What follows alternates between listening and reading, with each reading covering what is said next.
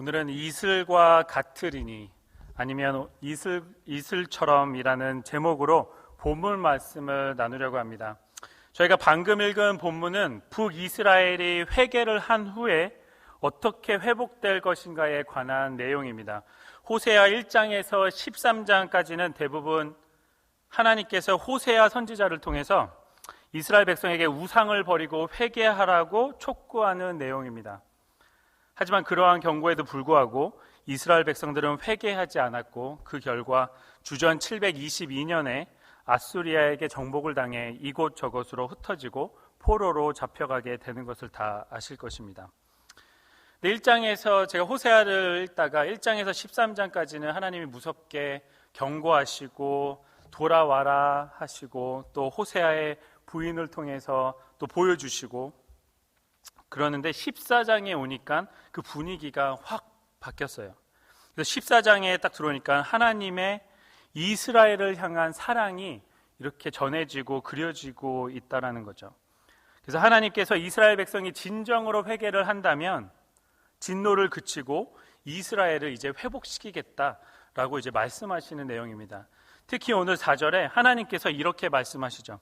내가 저희의 패역을 고치고 즐거이 저희를 사랑하리니 나의 진노가 저에게서 떠났음이니라.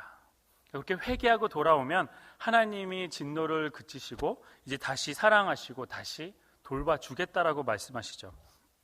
그러면서 곧 이어서 5절에 하나님이 이렇게 말씀하시죠. 너네가 돌아오면 회개하면 이스라엘에게 이슬과 같으리니 라고 말씀하십니다.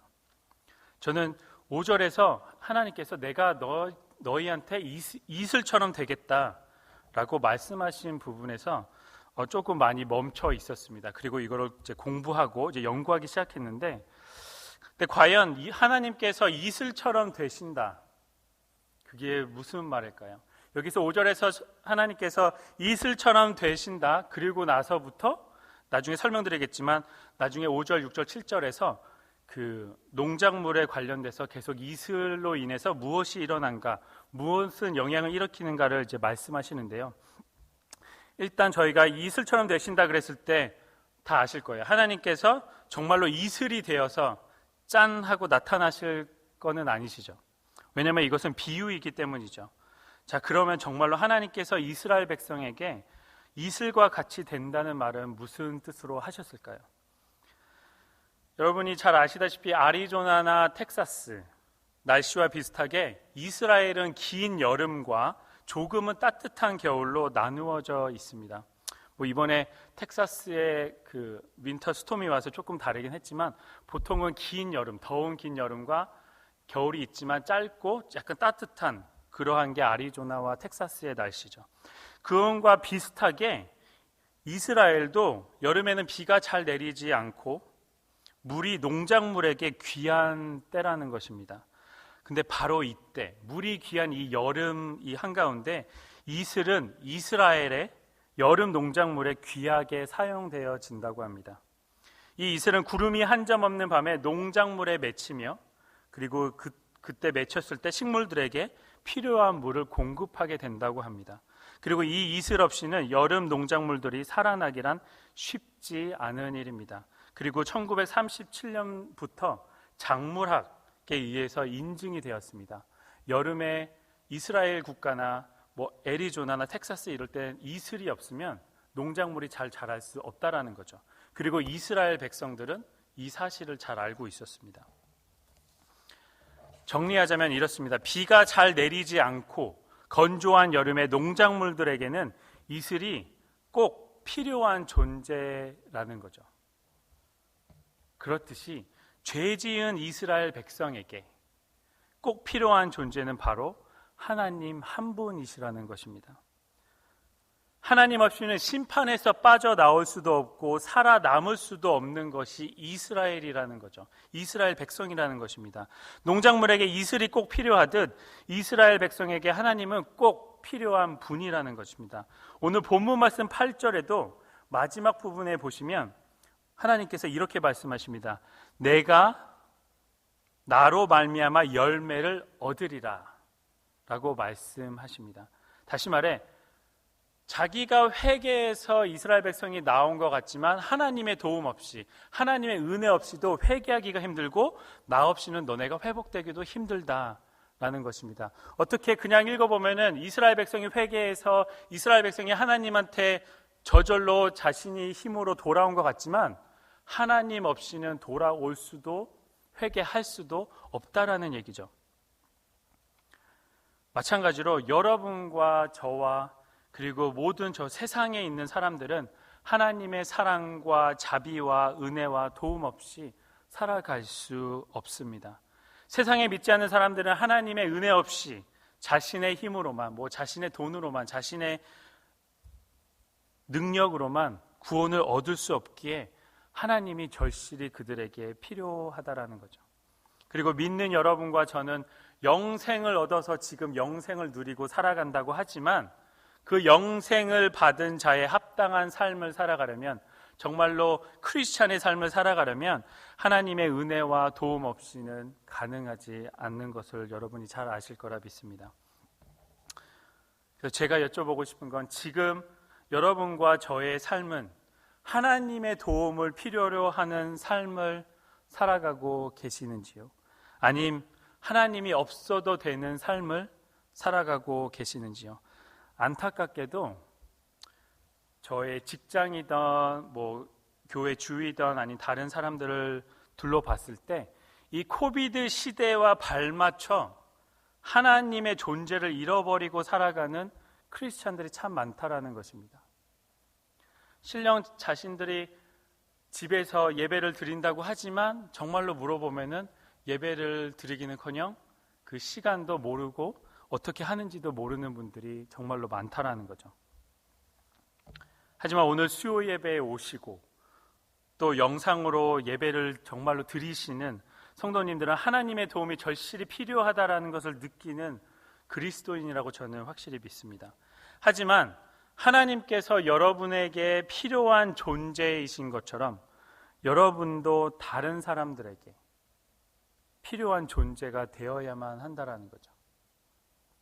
하나님께서 베드로전서 1장 15절에서 16절 또는 레위기 11장 44절 45절에 이렇게 말씀하시죠. 내가 거룩하니 너희도 거룩하라 라고 말씀하십니다. 다시 말해서 내가 너의 주인이고 내가 하나님이니까 내가 하는 대로 본을 받아서 똑같이 행하라는 거죠. 내가 거룩하니 너가 거룩하고, 내가 사랑을 전하니 너희도 사랑을 하고, 내가 희생을 하니 너희도 희생을 하고. 이게 되게 간단한 하나님이 원하시는 거 아니십니까? 하나님이 원하시는 거, 하나님이 하시는 걸 그대로 따라서 하면 된다라는 거죠. 그래서 하나님이 정말로 필요한 존재다, 이스라엘 백성에게, 저희에게 필요한 존재다, 그러면은 저희에게 적용을 한다면 우리도 필요한 존재가 되어야 한다라는 거죠. 그래서 저희도 정말로 이슬과 같은 존재가 되어야 하겠다라는 것입니다. 그러면 오늘 누군가에게 저희가 필요한 존재, 그 여름의 그 귀한 이슬처럼 된다면 과연 어떤 결과를 우리 주위에 가져와야 할까요?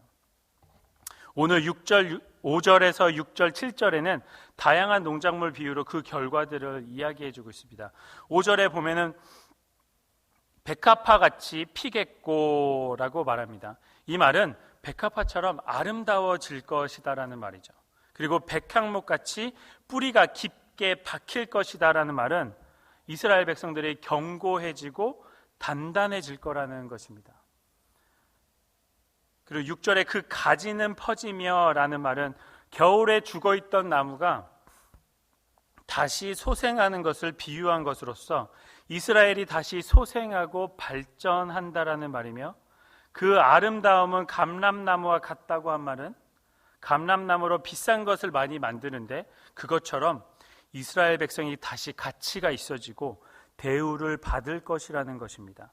그리고 그 향기가 레바논 백향목 같다라는 말은 이제는 죽음과 멸망이 아닌 이제 생명과 소망을 가지게 될 것이라는 거죠.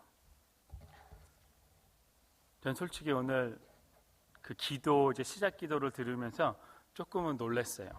제가 오늘 전할 말씀이랑 봄이 소생하는 것처럼 우리가 소망을 가지고 소생할 거고, 또 그런 기도를 하시는 것에 저는 조금 놀랐어요. 왜냐하면 제가 이렇게 준비했던 말씀이랑 조금 매치됐기 때문이죠. 그런 것처럼 하나님이 이스라엘 백성에게 이슬이 되어지면은 그 다음에 어떤 일이 이루어지냐면 이스라엘 백성들이 다시 아름다워질 거고, 다시 견고해질 거고, 다시 소생할 거고, 다시 가치가 있어지고 대우를 받을 거고, 이제 생명과 소망을 다시 말할 수 있는 이스라엘 백성들이 될 수 있다는 거죠. 그리고 7절에 그 그늘 아래 거하는 자가 돌아올지라라는 말은 이스라엘 백성이 멸망하고 죗값을 치르는 동안 아마 이방인들은 다 도망갔을 것이에요. 나는 이스라엘 백성이 아닌데 굳이 내가 이스라엘에서 남아서 내가 같이 이러한 벌을 받을 필요 없다. 그래서 다시 도망갔을 거란 말이에요. 자기 나라로. 하지만 이제는 다시 이방인들이 돌아와서 그 구원을 맛보고 다시 구원을 누릴 수 있을 것이다 라고 하나님이 말씀하신다라는 거죠. 그리고 마지막으로 곡식이 소성하고 포도나무같이 꽃이 필 것이며 그 향기는 포도들같이 되리라고 비유하신 것은 이제 다른 나라에서 먹을 것이 없고 풍부해진 것이 없어진 것이 다시 먹을 것이 생기고 풍부해질 것을 이제 말하고 있다라는 거죠. 정리하자면 이스라엘은 하나님께서 본래 원했던 모습으로 돌아올 것이라는 이야기예요. 원래 하나님이 원하셨던 것은 이스라엘 백성이 축복받고 잘되고 그 다음에 하나님의 명령에 잘 들어서 하나님과 관계를 계속해서 릴레이션십을 갖는 거였죠. 그래서 본래 원래대로 모습으로 돌아올 거라는 말인데, 이처럼 저희가 하나님의 도움을 받아 필요한 존재가 된다면 하나님께서 저희에게 본래 원하셨던 모습, 우리가 믿고 나서, 우리가 예수님을 그리스도로 구주로 구세주로 믿고 나서 우리를 통해서 원하셨던 모습이 나타나야 된다는 거죠. 그게 뭐냐면 나를 통해서 주위의 사람들이 아름다워지고, 왜 그렇습니까? 저희가 희생해야 되기 때문에. 희생하면 다른 사람들이 아름다워지죠. 또한 하나님 안에서 성장하고 절망이 아닌 소망을 가지는 사람들이 많아지고, 또 믿지 않는 자들이 하나님을 알고 또 삶의 질과 영적인 면에서 또 양적인 면에서 발전이 있어야 된다라는 것입니다. 그래서 오늘은 저희가 개개인에게 밖에 나가서 그러한 필요한 존재가 되는 것도 중요하지만 하나님께서 이스라엘 백성의 한 명 한 명을 백성이라고 말하지 않고 이스라엘 그 나라를 말했단 말이에요. 근데 그 이스라엘이 구약시대에는 하나의 또 그 나라지만 교회였다라는 거죠. 그래서 저는 오늘 교회에 어떻게 우리가 적용을 할 수 있을까 한번 생각을 해봤어요. 우리 교회를 통하여 하나님이 본래 원하셨던 것들이 무엇일까? 어떻게 하면은 그것들이 이루어질까? 한번 제가 적용을 한번 생각해 봤습니다. 제가 어디에서 언제 들은 말인지 모르지만 제가 좋아하는 말이 있고 제가 목회를 하면서 항상 이렇게 생각하는 그러한 문구가 있습니다. 그것이 뭐냐면 이런 말을 들었어요. 바로 교회가 문을 닫았을 때, 뭐 이런저런이 있겠지만 교회가 문을 닫게 됐을 때 교회 근처에 이웃들이 슬퍼한다면 그 교회는 정말 그 몫을 감당한 거라는 말이죠. 하지만 만약 교회가 문을 닫았는데도 불구하고 이웃들이 슬퍼하기는커녕 즐거워한다면 그 교회는 단지 건물이었을 뿐이다 라는 말을 제가 어디서 들었습니다. 근데 이 말을 듣고 나서 좀 깨달음이 왔어요. 정말로 우리가 찬양 집회를 하던 어디에 뭐 부흥회를 가던 많이들 하시는 말씀이 정말로 하나님이 원하시는 거는 교회가 세상의 소망이 되는 것이다 라고 많이들 듣지 않습니까? 그런 것처럼 교회가 소망이 돼야 되는데 교회가 닫았을 때 사람들이 슬퍼하지 않고 잘 됐다, 그렇다고 말을 한다면 그 교회는 정말로 건물로만 남아있었던 것이고 건물로만 보여졌던 거라는 거죠. 하지만 그 교회를 닫았을 때 주위의 사람들이 슬퍼한다면 이웃들이 슬퍼한다면 그 교회는 정말로 하나님이 원하시는 몫을 감당하고 있었다라는 거죠. 그래서 저희 한 사람 한 사람이 교회 안에서 이슬처럼 된다면 교회는 점점 아름다워져야 되고 성도님들이 소망을 가지고 사회로 다시 돌아가야 되며 삶의 질과 번영이 있어야 된다는 것입니다. 이 번영이 꼭 돈으로 번영이 아니고 내 삶의 즐거움과 내 삶의 영적인 기도와 영적인 말씀을 읽는 것과 그리고 나를 통해 다른 사람들이 변화가 있어야 된다는 거죠. 정말 건물이 아닌 예수님을 머리로 한 믿는 공동체가 되어야 한다는 것입니다. 그럼 어떻게 해야 할까요? 고민하다가 다음의 스토리가 생각이 났습니다. 제가 한때 어떠한 조그마한 식물을 키울 때가 있었습니다. 근데 하지만 잘 크지 않는 것이었어요. 그래서 이 식물이 햇빛을 받지 못해 그런가 해서 창가 쪽으로 이렇게 옮겼어요. 그리고 며칠 뒤 그 식물은 놀랍게도 많이 자랐습니다. 그러고 보니 이제는 화분이 너무나 작았죠. 뿌리가 커지니까. 그래서 큰 화분으로 다시 바꿔주니까 그 식물이 더욱더 크게 잘 자라나는 것이었어요. 그래서 그때 제가 깨달은 게 있었어요.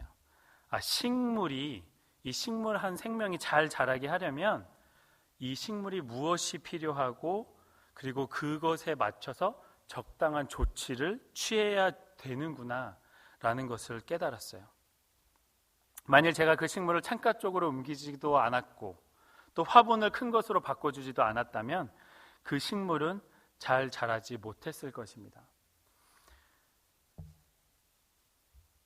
제가 주중에 일하는 직장에서 메릴랜드에 이렇게 그 새로운 곳에 오픈을 했을 때 많은 분들이 나무랑 식물이랑 선물해 주셨어요. 근데 그 메릴랜드 사무실에 계신 분들 저를 포함해서 그 당시에 나무를 잘 못 키워요. 그래서 나물이 일주일 뒤에 죽고 한 달 뒤에 죽고 그래서 살아남은 나무가 하나도 없었어요. 근데 이제 버지니아의 오피스로 가면서 거기는 근데 한 분이 나무를 되게 잘 키우는 거예요. 맨날 그 물도 잘 주고 그래서 그 필요할 때마다 옮겨주고 이러는 분이 한 분이 계세요. 그래서 그 버지니아 오피스를 오픈했을 때 그 꽃들이 죽지도 않고 아직도 살아 있어요.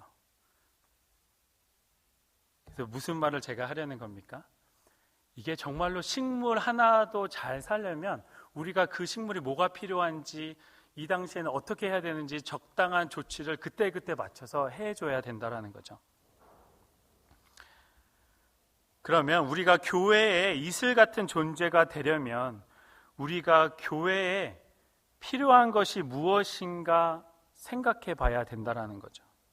그리고 그것을 누군가 했으면 좋겠네, 누군가 하겠지라는 것이 아니고 내 자신이 어떻게 그 부족한 부분을 채울 수 있을까 고민하면서 움직여야 된다는 것이에요.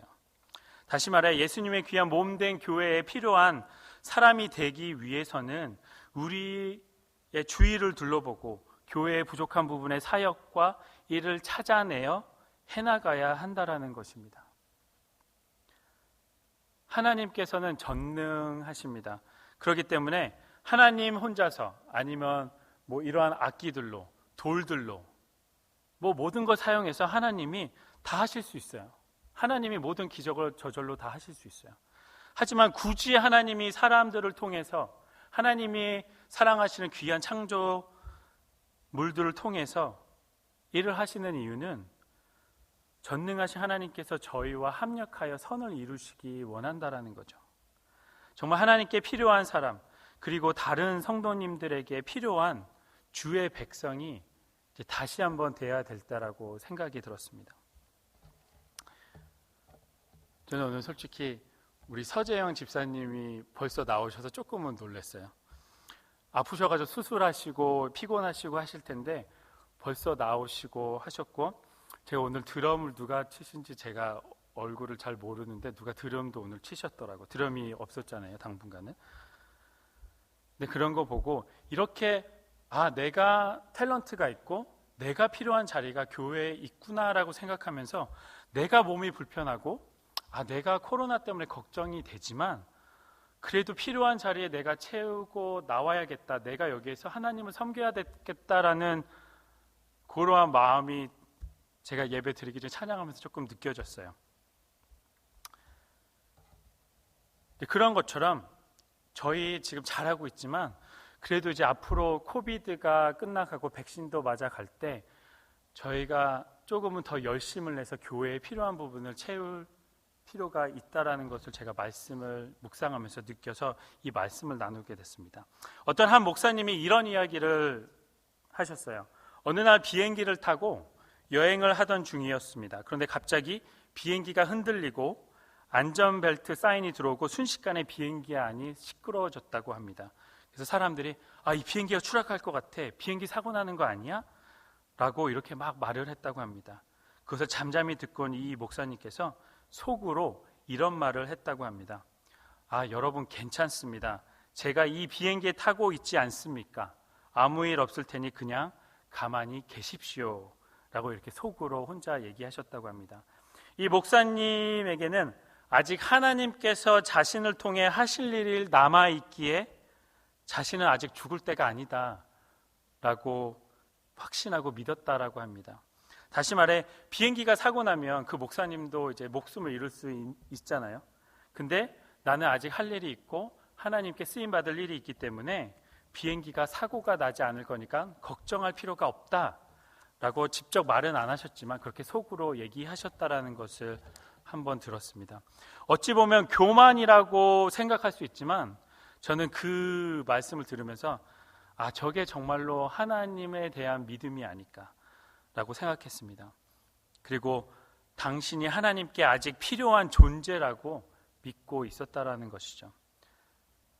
근데 하나님께 필요한 존재라고 우리가 말하면은 모르겠어요. 보통 선교사님들, 목사님들, 전도사님들, 장로님들이라고 생각할 수 있지만 하나님께 필요한 존재가 되는 일은 그리 어렵지 않습니다.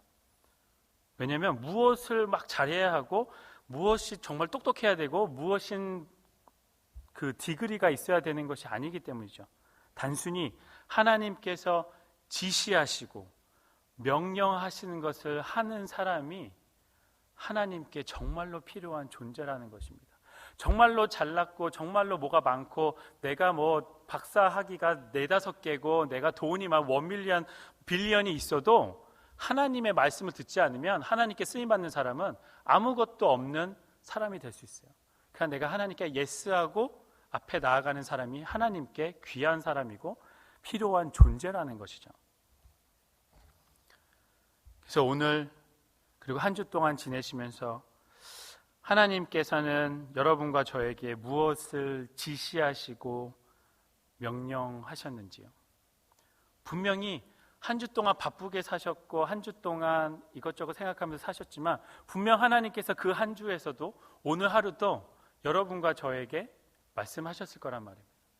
그리고 보여주셨을 거예요. 들려주셨을 거라는 거죠. 또한 어느 부족한 우리 교회의 사역과 일에 눈을 뜨게 해주셨는지요. 그런데 불구하고 눈으로 보게 하시고 음성을 들려주시는데도 혹시 그냥 외면하고 있지는 않으신지요. 사랑하는 가든교회 성도님들, 정말 하나님께 그리고 우리 교회 안에서 그리고 세상에서 필요한 존재로 살아가야 합니다. 정말로 이 작은 이슬, 정말 눈에 보일까 말까 한 이슬이 그 큰 나무, 큰 식물, 그 농작물을 살리는 데 사용되어진다면 그 이슬보다 더 귀하게 지은 그리고 더 사랑하는 저희 한 명 한 명, 하나님이 그렇게 귀하게 더 이슬보다 필요한 존재로 만드셨다면, 그리고 그렇게 영생의 길을 가도록 부르셨고 또 남들도 영생으로 이끌고 하나님의 교회를 교회답게 하게끔 여러분과 저를 부르셨다면 정말로 여러분과 저는 이슬보다 더 나은 필요한 존재가 교회에서 하나님에게 그리고 세상 사람들에게 되어야만 합니다. 그리고 하나님께서는 정말 그 이슬처럼 저희에게 꼭 필요한 분이신 것처럼 그것을 기억하신다면은, 그것을 아신다면은, 그리고 믿으신다면 우리도 이슬과 같은 존재로 살아가길 주님의 이름으로 축원드립니다.